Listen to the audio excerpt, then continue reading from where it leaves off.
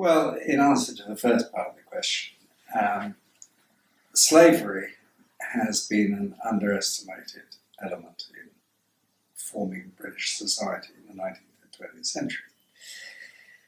You have to remember that the British involvement with slavery was immense, and that, for example, by the end of the 1820s, beginning of the 1830s, you got probably 700,000 to 750,000 slaves, enslaved people within the British Empire.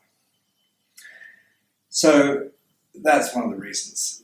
The second reason is that the legacy of the slavery business, and I'll come to the question of slave ownership in a moment, the legacy of the slavery business has, we thought, been a key component in not only the nature of British society until the abolition of slavery in 1833, but subsequently. It carries on in all sorts of ways, which I'll come back to in just a moment. So the presupposition of the project was that this is a hugely important topic and a hugely underestimated topic.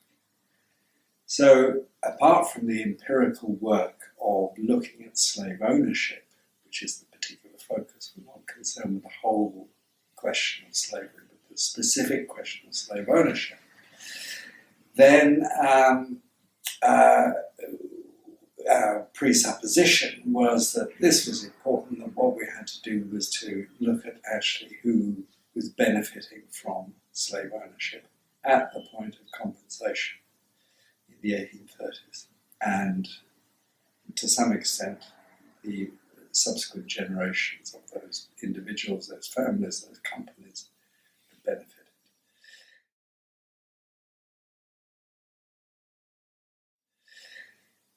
The question of legacies, which are the most important legacies?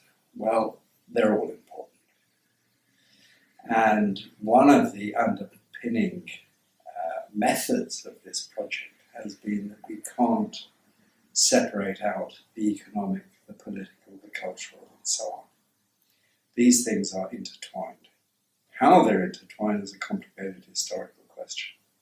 But we didn't want to say, oh, well, the most important thing here is the question of the cultural legacies, as against the economic, or the other way around.